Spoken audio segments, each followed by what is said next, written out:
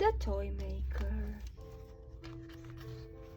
Once upon a time, there was a toy maker called Matthew. He loved making toys. He worked hard all day long, topping and stitching. He sold the toys he made to people who came to his shop, so that he could make money to keep himself and his daughter Mary. Mary was not strong. She could not go out to play with the other children. She stayed inside and watched them through the shop window. Sometimes she was lonely. Matthew wanted to make her happy, so he made her special toys. They were dolls.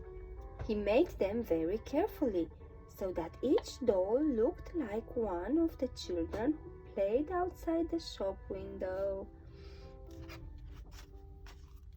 Mary played with the dolls. She called them Max and Lily and Bertie after the children outside. They made her happy. Because she was happy, she grew stronger.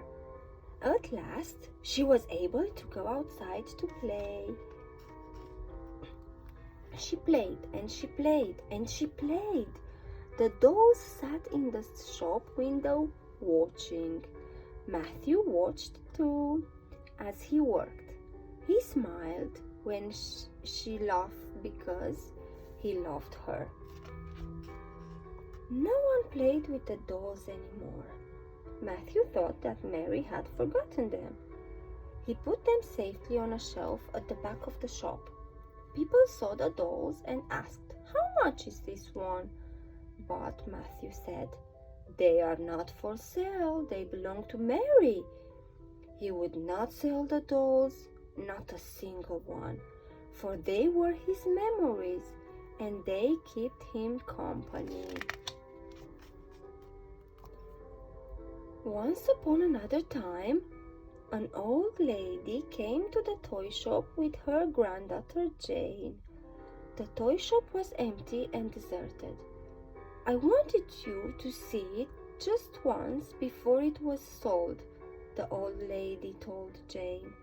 "This was your great-grandpa's shop, where I lived when I was a little girl." "Was he the one who made my Noah's Ark?" Jane asked. "He made lots of toys," the old lady said. "Where are they?" Jane asked, looking around at the dusty shelves. "They are all gone now," said the old lady, and she sat still, gazing out through the window. Jane went looking for toys, just in case, and she found some in a dusty cupboard at the back of the shop. They were dolls. She took them to the old lady because she didn't want her granny to be sad, and she thought the dolls might make her smile again. "Max and Lily and Bertie," the old lady said. "They were my special toys. I played with them here when I was a little girl." "Can I play with them?" Jane asked. "I'm sure they would like that," the old lady said. And Jane put the dolls in the window of the shop, where they could see the street outside. An old couple passed by the shop window. The man stopped and looked at the dolls. "That's me, Lily," he said. "And that's me," said his wife. "And that's Bertie." They called to Bertie to come and see. "That's you, Bertie," the old man said.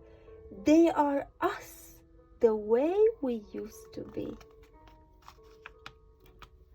The old people wanted to buy the dolls, and they came into the shop and tried to persuade the old lady to sell them. But the old lady said they are not for sale, and she would not sell them, not a single one. "But they are us," Max said. "You've got to sell them to us, Mary." I can't sell them to you, the old lady said. They belong to you already. And she gave her old friends the dolls that were themselves the way they used to be. The old people were pleased, but Jane wasn't. All the dolls were gone, and she had none left to play with. I'll make you a doll, the old lady said, just like the ones your grandpa made for me. And she did. She topped, and stitched very carefully until the doll was made. She made it with love, for she had not forgotten. The end.